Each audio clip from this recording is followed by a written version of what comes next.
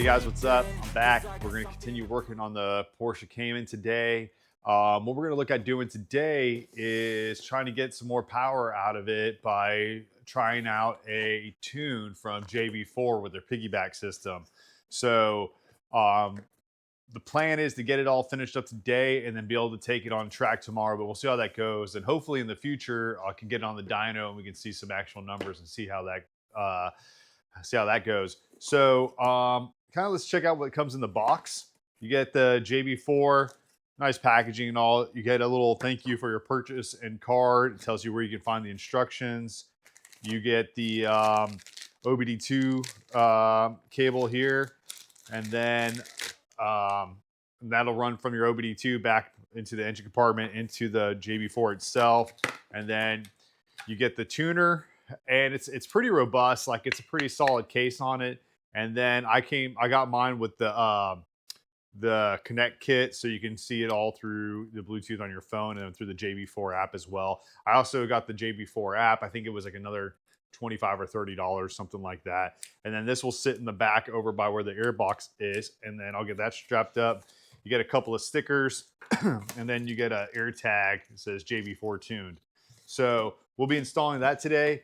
And then while I have the cover off, I'm going to be messing with the blow-off valve that I put on earlier. And then I will probably just set it up so it doesn't recirculate. And I'll put the plug in the air box and the cap on the blow-off valve. So we'll see how that goes as well. And then we have the instructions. This is from their website. They're pretty detailed and they're in color. I just printed them out in black and white because I didn't need the color. And theirs is included with the 718 Boxster. But it's the same. So you just kind of delete the pages that you don't need that pertains to the convertible top and then go from the engine cover off. So that's the plan, guys. And let's get to it and see what happens. All right, let's go.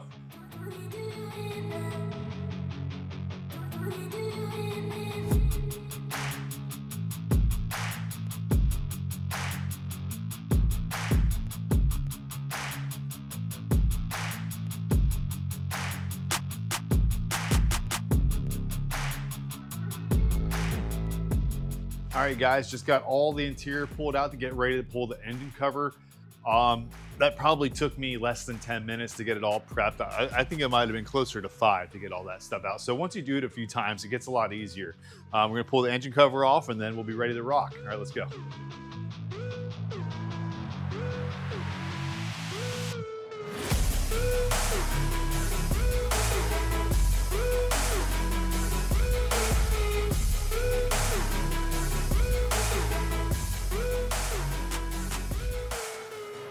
All right, guys, I got the engine cover off. I'm about to start hooking up the JB4. Already went ahead and disconnected the negative terminal for the battery, so we're good to go there. So went pretty quickly. Just the engine cover itself takes a little bit longer than everything else. Only managed to cut myself once, so that's good, I guess. So all right, let's go. All right, now that I got the engine cover off and the battery unplugged, I'm gonna start with removing the airbox cover. This isn't a necessary step, but I'm gonna do it because I'm gonna, one, it's really quick to do and it gives you better access. Plus, I'm gonna be messing with this blow-off valve anyway. So that's another reason to do it. All right, because it's quick to do, I'm gonna go ahead and pop the hose off here. It just gives me more room to work with. That's all there is to it. All right, so this is the factory recirculation grommet, if you will, for the stock intake. And then this is the plug that comes with the Ragdoll Motorsports kit. So we're just gonna open up this clamp and then slide it into here. Like so. And now it's plugged. And then we'll insert this back into the intake box. We'll see how easy this is or not. Grab some silicone lubricant. I'm just gonna spray around here, see if I can get it to pop in. I already cut my hands once, so hopefully these gloves protect me a little bit and see if this makes it a little bit easier. It's just a really hard angle to get at.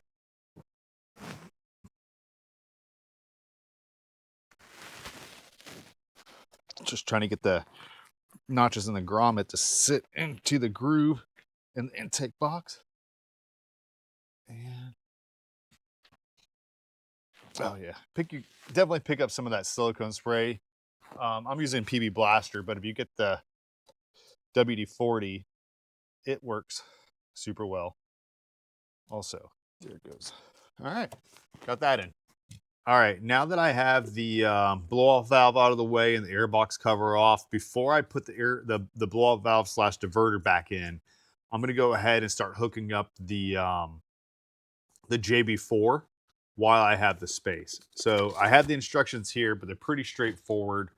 What we're going to do is disconnect the T-map sensor here. I'm going to see if I can get a better light on it for you. T-map sensor here. And then we will connect it to the JB4. So if you look at the JB4, you have a couple sets of wires, right? So these will go into the other side. So we're not using these ones right now with a black wire. We're going to use these ones with the yellow and red. So what we're going to need to do is disconnect this, and then we'll see how it's pretty tight though in here. I'm just going to remove this hose because it is so tight, and this is a easy thing to do just to create more space so I don't break the sensor, because that would be less than ideal. There's a little gray clip. You just pull out on that clip right there, and then it comes out like that. All right. So from this point, it's pretty straightforward because it can only go back one way. So we're going to take the female end of the JB4 here and put it into the male end of the connector. And then this side, the male end, goes in to here. And then you push the little tab in. Boom. That's all there is to it. These wires are now connected, and I will clean them up here in a minute. All right. The next part is we're going to hook up the manifold map sensor. All right, so we got the T-map sensor in as I was showing you guys here. I'm going to bring you in for a close-up, and then now we're going to look for the manifold sensor. So let me bring you guys in. So here, next to the intercooler, is the T-map sensor. So that was easy. And then just right across from it, this is why I took the airbox cover off, is the manifold sensor here. So I'll pop that off, and then I'll install it the same way that I did for the other sensor. All right, got it off. You get your other set of wires. This one here, let's pull it through, has the brown on it. So we're going to do the same thing, except with the brown wire now.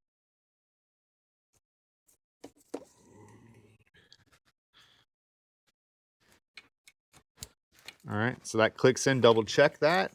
That is in. Take the male end and see if I get some more room here. And that goes in like that. It's pretty straightforward, honestly, not too big of a deal. So I'll be setting up the box and the dongle here in a second. But while I have it open still, I'm going to finish up with the blow-off valve.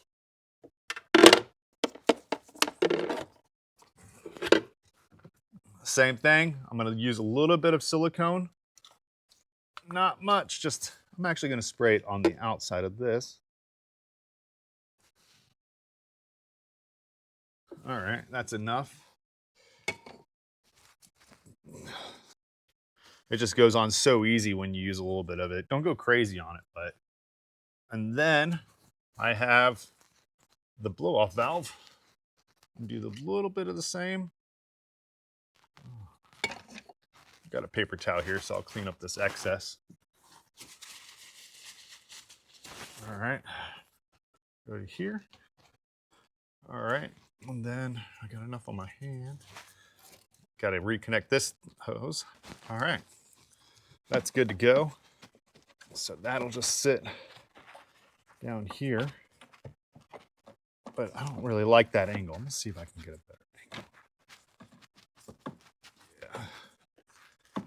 I think that'll be fine. So I'm going to go ahead and slide this clamp back into place.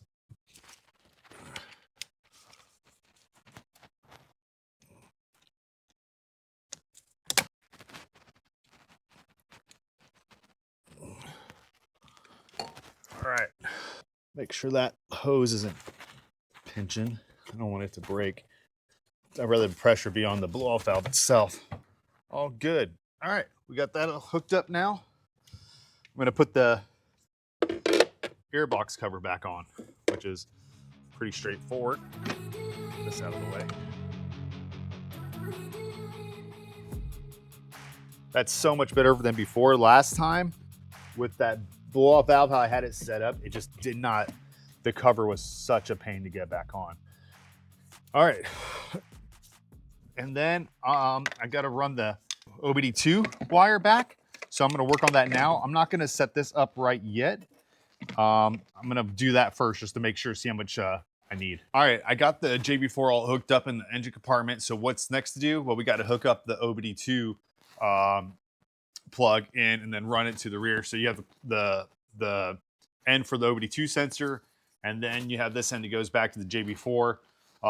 As you guys know, the OBD2 reader plug is right up underneath here. So I'm not gonna give you a close up on that because I think you guys know where that's at. And then I'm gonna run it back. All right, that's in. And then I'm just gonna take the cable, and I got a couple little zip ties. And the plan is I'm just gonna tuck it up underneath here and then run it up underneath the seal. And all I'm doing here is I just ran the cable from underneath this here, and then I'm gonna tuck it up underneath this door seal. That's all I'm doing here now. All right, guys, not too bad. Pretty easy overall. All right, guys, just to recap what I did, I plugged in the OBD2 sensor, and then hopefully you can see in here, I just ran it on the back side of this, and then down through here, and then underneath. And then I just ran all the way across through the back side of this plastic here. And then here, since this is already off, taking the other cover off, I just ran it back here. And then here's the cable here. And then I'm gonna run it back into the engine.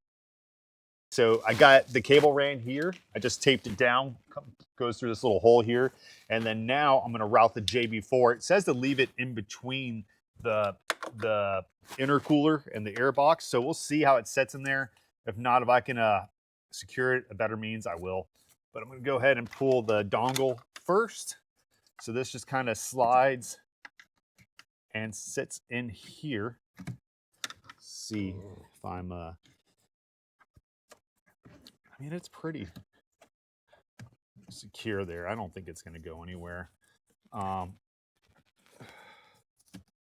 don't like the idea of something just sitting loose. So I'll see if I can do something better. You know what? I almost forgot to put this clamp back on. Let me do that first.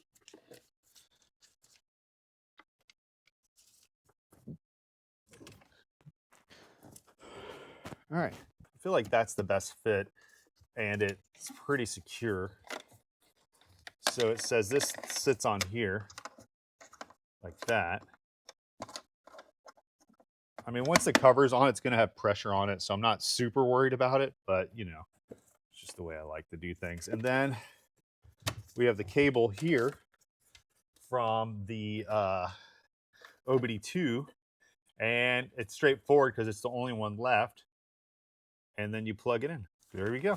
And then I'm just going to clean these wires up a little bit, and then I'm going to take this excess, decide where I want to wrap it up. I think I want to leave enough room in the wire if I want to pull the intake air filter cover off. I have the room to do that.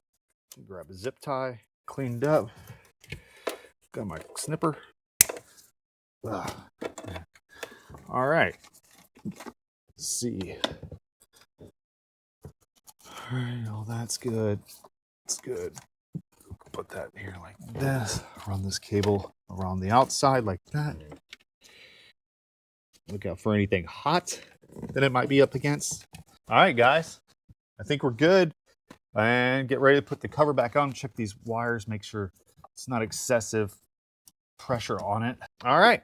I think we're good to go. Before I put everything back together, probably a better idea to go ahead, reconnect the battery, fire it up, see if the app will talk to it. That way, if I have to take it all back apart again, it's not too bad. So we're going to go ahead and do that first. All right, got it all hooked up, got the app fired up, registered my account, says start the engine, then connect. So let's see how this goes.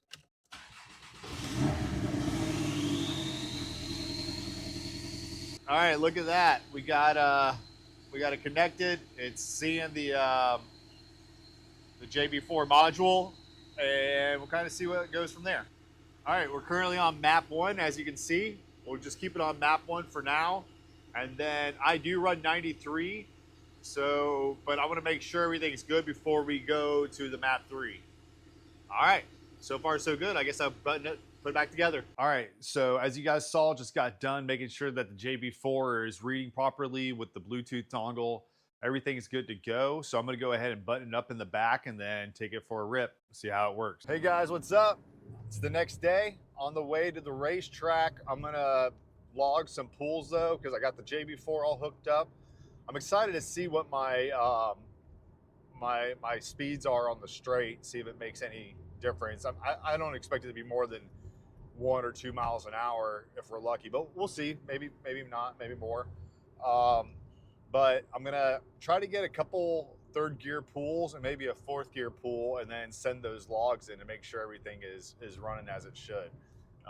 And then I'll keep you guys posted.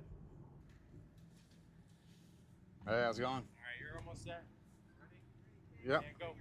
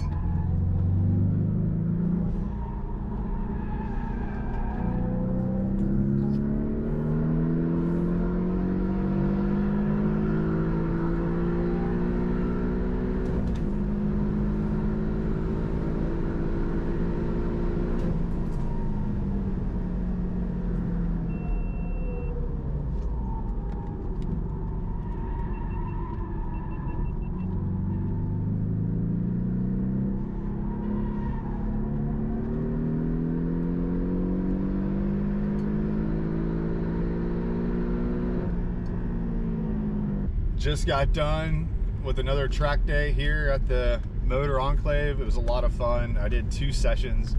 They usually do 3, but I usually only do the first 2, kind of try to save my brakes and tires for the next one. So far, really happy with the tune. Had no issues. I was checking the parameters. Everything looked good. My straight speeds increased about 4 miles an hour. Now, I don't know how much of that has to do with the tune and how much of it is, you know, just getting more comfortable with the track, but I was hitting, I think, before 124-ish on the straights, and then today I got 128. So and I can definitely, and another advantage that I feel is because of it, the boost being up, I'm able to get a little bit more torque sooner, and I can leave it in 3rd gear for most of the track, except for, you know, when I'm shifting up into 4th, coming into the straights. So far I'm happy, and I did some logging while on track. I'll send those out and see what they say, and then I'll keep you guys posted on how it goes. Hey, so I had a great day at the track. Wanted to go over some of the numbers with you now at the end of the track portion of the video. So overall, I was super happy with the tune. It performed great. I had no issues, no check engine lights, nothing. It wasn't running too hot. I sent the data logs earlier to Terry at RennJäger Motorsports, and he said everything checked out. He recommended like running one of the like map, I think he said map 1 or 2 or track, just in case you get too much heat buildup. But I can say this: before I was noticing my fastest speeds I was hitting on the long straight was about 124. According to the Track Addict, I got to 127.6. I saw 128 on the speedo, but that's really doesn't matter. It's just the GPS versus the car's speedometer. So that's a pickup of almost 4 miles an hour. Now that might be, but I'm also more comfortable on track, and I'm getting out of that last turn, and my exit speeds are cutting faster, and I'm hitting the straight with more fluidity and hitting a higher top speed. Now, will that account for 4 miles an hour? Maybe, I don't know, but it feels like I'm getting out of those corners faster with the torque from the tune. And then with that said, I'm looking here at the Track Addict app in front of me right now, and I was able to hit a fastest lap time, as you saw in the video, 127.6. The sad thing is I don't have anything to compare it to because I didn't have the Track Addict app prior on the last times I was racing. So all I can see is my prior results. But a lot of those have traffic and I'm slowing down, trying to get around cars. So this was probably the best representation with the clean run. So with that, I would say that so far I'm super happy with it, and the JB4 didn't cause any issues for my car on track. So I'm going to try to use my Track Addict app in order to check out the 0 to 60 times and see how big of a difference it is between map 0, the stock setting, and map 3 or 4. And I'll let you guys know how that goes. All right, let's go. We're going to check out the 0 to 60s and see what differences the JB4 made. Right now we got our parameters up. I'm going to go ahead and go to my log, or not my log, sorry, my map. JB4 is map 0, it's disabled. We'll go to my Track Addict, we'll do a 0 to 60, we'll come back and we'll try it on map 3 and see what the difference is. I'll probably be sticking to map 2 for the most part, especially for when I track and stuff, just to be on the little safer side. But anyway, let's check out the difference.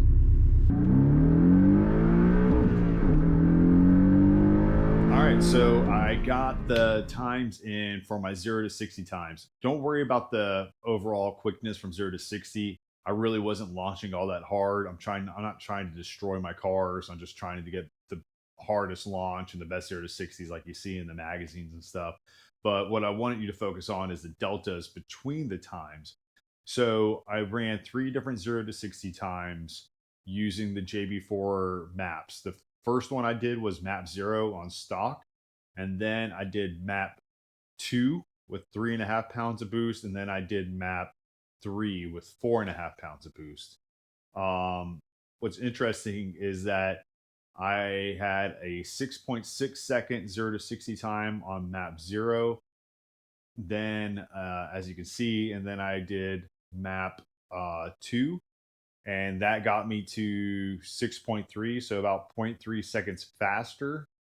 And then the big difference in delta is when I was running map 3 with the 4.5 pounds more boost, it ran a 5.5 seconds to 0 to 60 with almost a second of differential between my slowest and my fastest. Now, a couple things. One, I don't have the extra GPS puck for my Track Addict, so the GPS time is a little off. Maybe that could be affecting my 0 to 60. That's why I'm really focusing on the delta time in between the two numbers, not the overall time. So you're like, oh, dude, this guy's Cayman only can run a 6 second 0 to 60. It's one, we all know that's not true. They're quicker than that. But two, that's not what's important.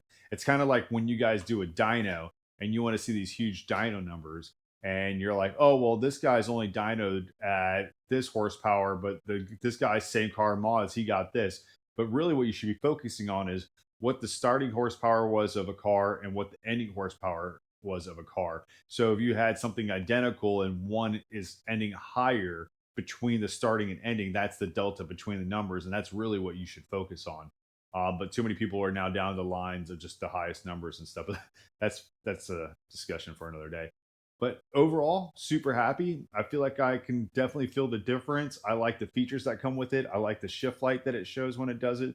So overall, I've been really happy with my choice. I'm probably going to try it on another car in the future. So as of right now, I recommend it. Is it better than having a flash tuner on a dyno? That's debatable. That's all I used to do in the past. I've had great results with that. And I would definitely say, hey, if that's what you want to do, probably might be the better way to go. But I'm not disappointed with the JB4. And with that, I hope you guys enjoyed the video. Please like and subscribe. Most of the people that are watching my videos aren't subscribed, and it really does help me out. It really helps the algorithm, so I'd appreciate it. Also, check out the link for RennJäger.com if you want to support me as well. And hey, guys, thanks for everything, and I look forward to making the next video and having you guys join. All right, take care.